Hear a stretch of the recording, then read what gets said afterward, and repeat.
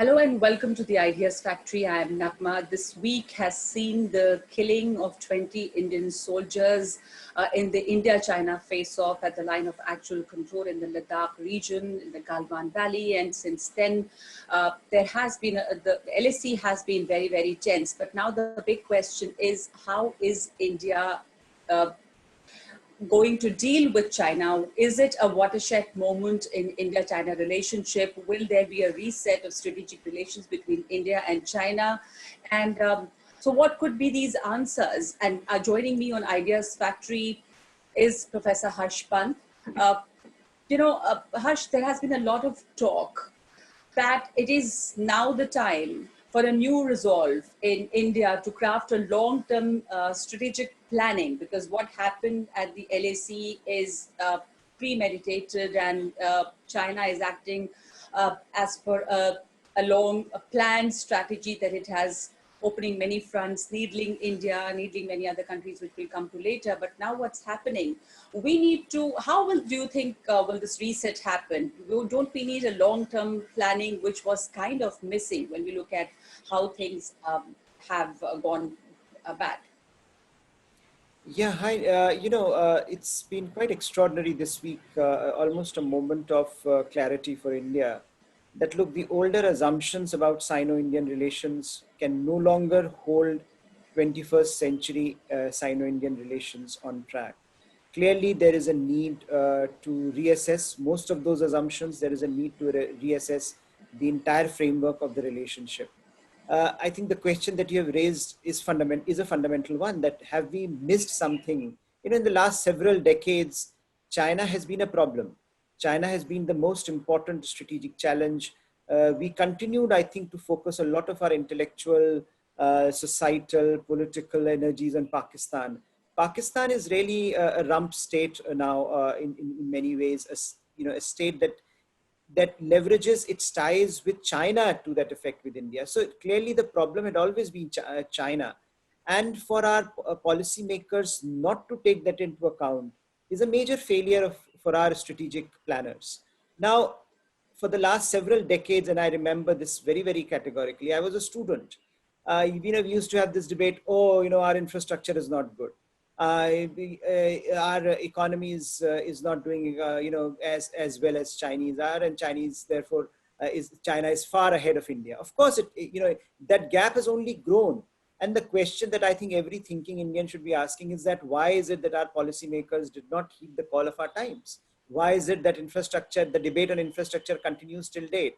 Why is it that when the kind of relationships that we could have developed over a period of time but not developed? So I think a lot of the questions have to be answered by our own policymakers. And by that mean not simply this government in particular, but successive governments over the last several decades.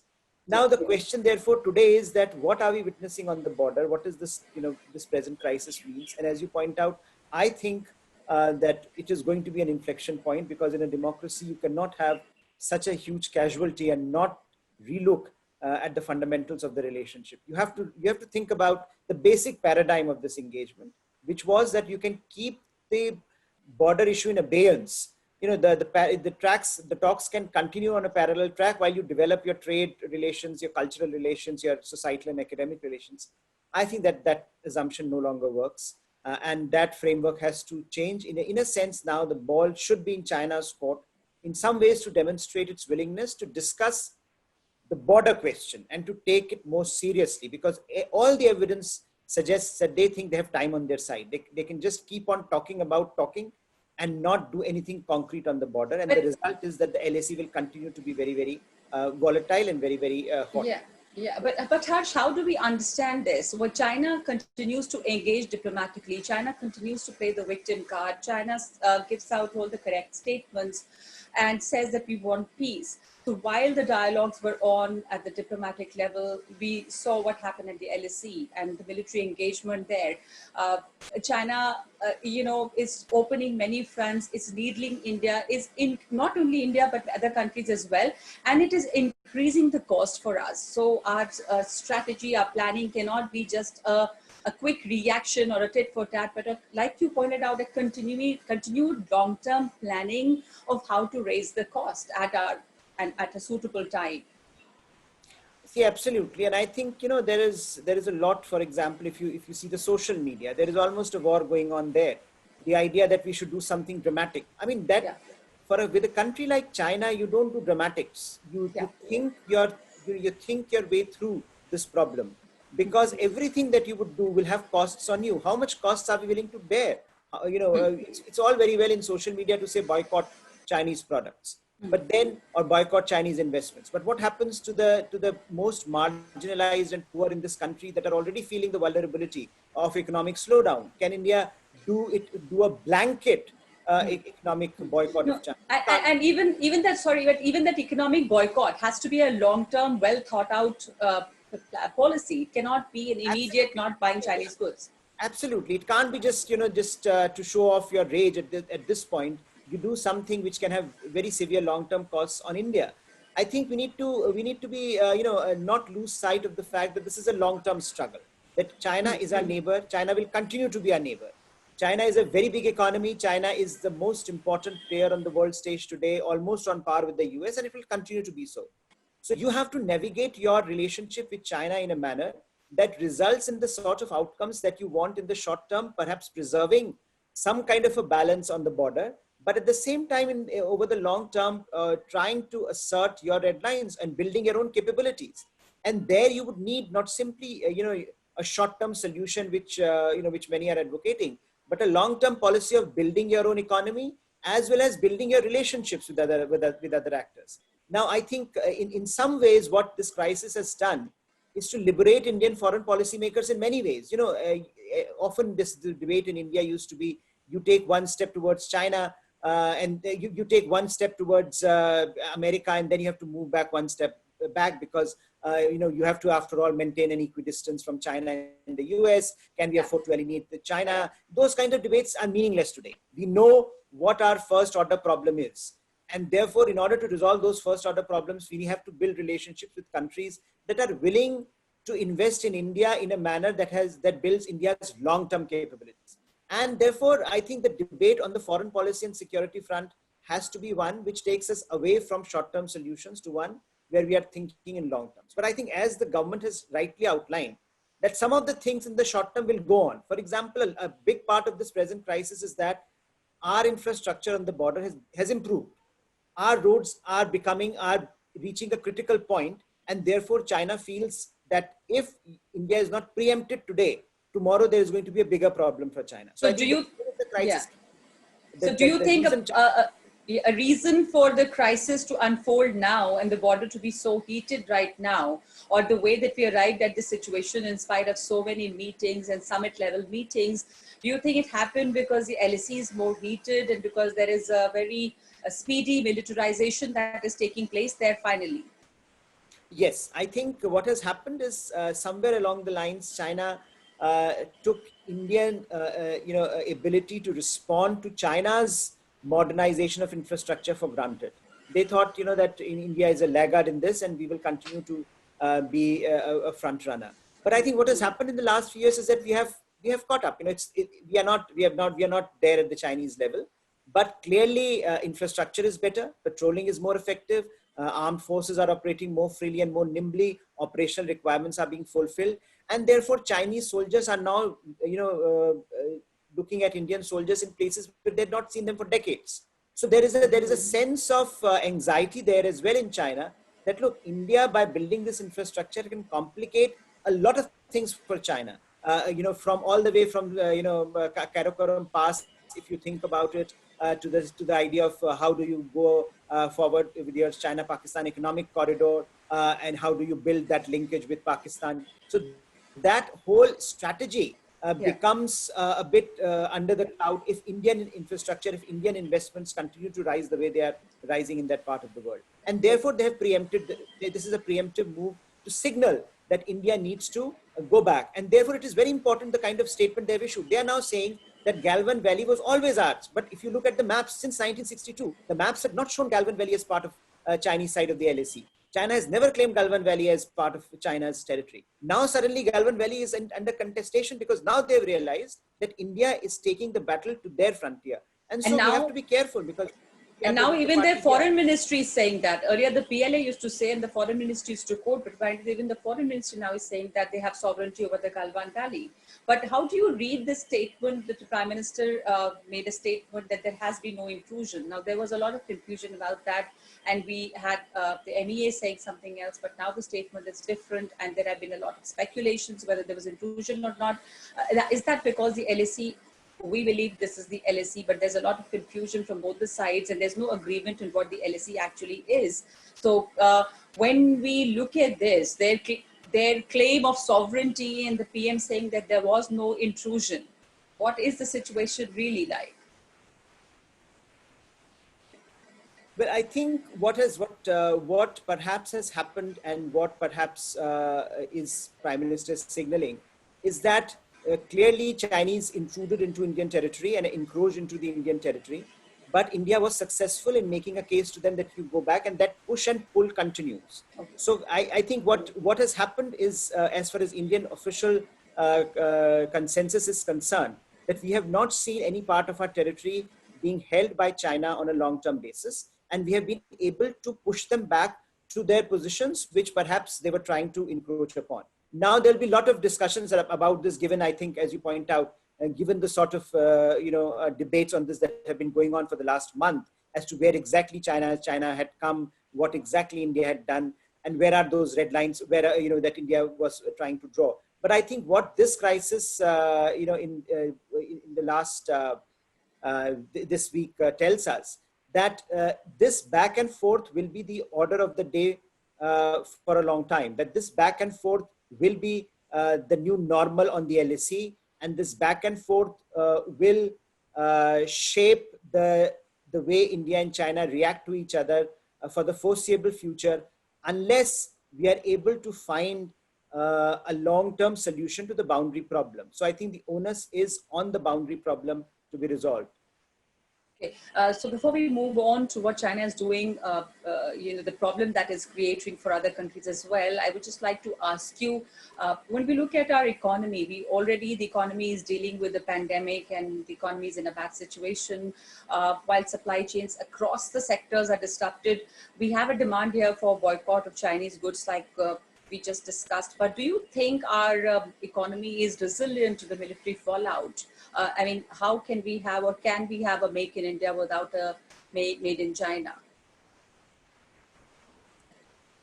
See, I don't think that any serious economic thinker in this country, and I'm not one. I don't study economics, but clearly in terms of the interlinkage between strategy and economics, I don't think that India can stand up and say, well, we are disentangling ourselves from China economically, or we are decoupling ourselves, as Americans are trying to do with China.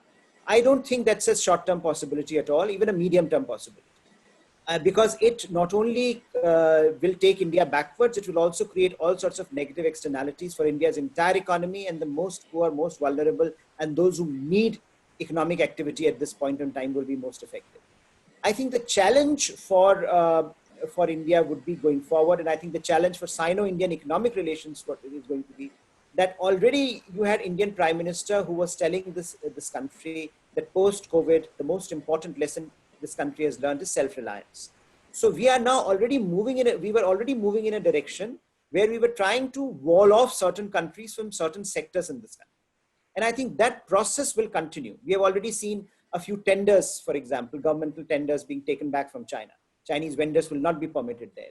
We will see this debate manifesting itself specifically in strategic sectors, in areas which are going to be crucial for the fourth industrial revolution, and in areas which are going to be which are going to decide the future of the global economy in the coming decades. So I think we are going to simply wall off certain countries, and China, by doing this, what it has done today, has made sure that Indian policymakers will be even more wary of Chinese, intentions, and they will take that into account while framing their economic policies from now on. Because remember, till now, one of the aspects and one of the things that the Chinese have always told us that, look, let's keep border problem in abeyance, but let's talk about trade. It's a win-win situation in trade. But that clearly is not possible, is not feasible in the current climate. It's not a win-win. We already knew that before, because the trade deficit was hurting us. Now we are looking at a completely transformed environment. We are looking at the possibility of walling off China from various sectors. Certainly, it will have costs on India, but I think that is something that those are the kind of costs that Indian policymakers would be willing to bear, but not the kind of blanket economic boycott or economic banning of China that some people are proposing. Was there a misreading of the Chinese intent? General Panag, Lieutenant General Panag wrote an article which has been talked about, where he said that this is Modi's Nehru moment, this is 1962 moment. So basically making the same mistakes, and also that he looked at this as a border management problem, which it shouldn't have been. So how do you read that? I don't quite read it like that, frankly, because I think India's engagement with China over a period of time, and 62 is often used as a shorthand for various things, but it doesn't serve as any purpose, because today and in the last decade we have had a relationship with China which is multifaceted for various reasons. We have wanted to engage China, and clearly the intent on the Chinese side was also that they were building their capabilities, but they were telling India that, look, we want peace and tranquility on the border. So since 1993, we have been, after that agreement on peace and tranquility on the border, we have seen that border management between the two sides had been relatively effective, and both sides we used to say, look, this is something that that has created one of yes, this is not a demarcated border, but still there are no shots have been fired, there are no casualties, we don't engage with each other directly and in a violent manner. So I think that that has been a trend. And what happened in the last few years that we have seen, and ever since 2013, since she's coming to power in China, we have seen a more aggressive intent on the border. Every year, for example, from 2013, you will have one major episode on the border, and that is something that Indian governments have been trying to manage. The issue, I think, often is that for India, what do you do in the short term to manage the externalities that are emerging with China's rise over the long term? And I think for any government, this is a difficult call to make. I don't think there was any misreading as such, because I think there is a clear consensus has been emerging in India about what are Chinese intent. After all, if China does not support you on energy, if China continues to support Pakistan on various public platforms, even on terrorism, if China continues to derail your appearance on UN Security Council, then there are these issues are not hidden from anyone. And we should also I think appreciate the fact that on a number of issues India stood up to China and becoming this almost single-handedly opposing BRI in the first instance. Also, I think Doklam was a major issue. Whatever the interpretations on both sides, here was a country that stood up to China. Those who talk about standing up to China should also see how many other countries are standing up to China. Militarily, diplomatically, all countries are trying to hedge, because that's a strategy that you adopt in a world which is increasingly complex and where you have multiple partners, and it's not clear how do you manage power like China. So I don't think there was a misreading of Chinese intent. I think the idea was that let's buy time for ourselves. So you had post Doklam Wuhan, where I think the intent was that if the formal mechanisms on border management are not working, let's look at the more informal mechanisms and see if they can work. Now, clearly, nothing is working. I think, and you have to figure out a response, which is going to be difficult. And I think we will see. We are going to see some of the challenges that we have already seen. Some of the trend lines that we have already witnessed, even becoming sharper. We are going to see domestic development of India's capabilities in stronger terms. We are going to see external capability building in stronger terms. So I think, I would say that a lot of what this crisis has done is to clear the cobwebs from all of our minds, and hopefully the policymaking community and the policymakers themselves would be able to craft a response that does justice to both short and the medium term ambitions of India. Okay, but then the question also remains of why is China doing what it is doing now? Why this time? And why is it more aggressive? Is it because it feels cornered? But then let's move on to what it's doing to other countries as well, be it Vietnam, look at what's happening in Hong Kong, and now Australia. So Australia has been complaining, Australian government has said that the Australian government and institutions are being targeted by ongoing sophisticated state-based cyber attacks. And this has been going on for months, and they say it's state actor, but they've not named any country, but clearly hinting at China. Yes, see, I think the Chinese aggressiveness is not simply on the Indian border, but it is everywhere that you have mentioned. South China Sea, of course, was boiling much before. The aggressiveness towards Taiwan, the national security law in Hong Kong, the idea that you can browbeat countries like Australia, are cases in point, and these countries have also, in their own ways, tried to manage China. With India, of course, it's a problem of border, and therefore we are face to face in some ways. The kind of crises that can be generated on the border that can be escalated are quite different. On the Australian problem, of course, has been emerging for some time. Australia has been very, very annoyed with China, the way China has been managing its relations with Australia, despite having a very, very close economic relationship. So clearly, economics in some ways does not really matter, it seems, to the Chinese, and they are willing to take those costs and bear those costs, which are quite significant for which can, for any other country, can be quite significant, but they think that they can live with those costs. Now, the kind of cyber attacks that we have witnessed in Australia should be a cause of concern to Australia and to others, because these are open societies where a state like China can intervene in these ways. China has also intervened in Australia indirectly in the political process. So we have also seen some of the major political debates in America and in Australia, and therefore Australia had to change laws on funding of political parties because of this. So what I think is happening is that China's ambitions are rising, and perhaps many people are arguing that this may not be strategically very viable for China to take on all these countries at the same time. But that's for China to decide. We can't predicate our policies, our responses on the assumption that Yeah. China has strategic. But China is clearly increasing the cost for a lot of countries, and it's making sure that if there is a war or any kind of war, it's not taking place in China, but it could be in South China Sea. It could be basically increasing the cost for the other countries. But let's look at what's happening in America, and a very short comment on that. Now, Trump has been, America is seeing things which it has never seen before. Now, a former security advisor, John Bolton, is calling the president unfit or not fit for office. And there is an effort now to halt the publication of his memoir. How does Trump battle that now?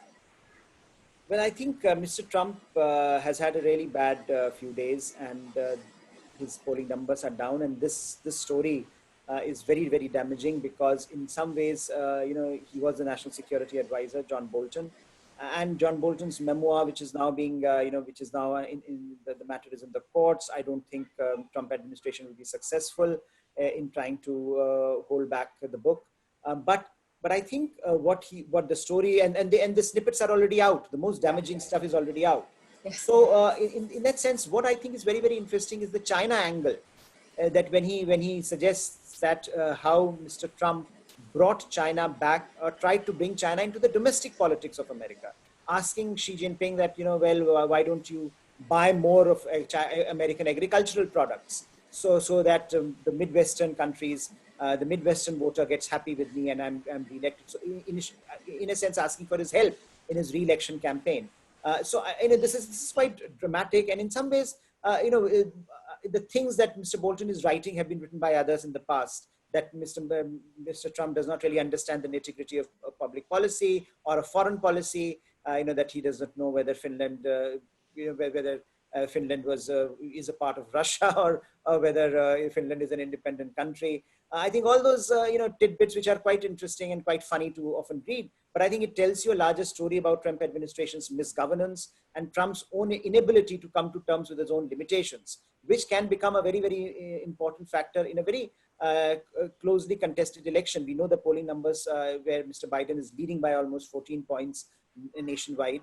This cannot be a good optics for Mr. Trump when such damaging revelations keep coming out, damaging his prospective campaign.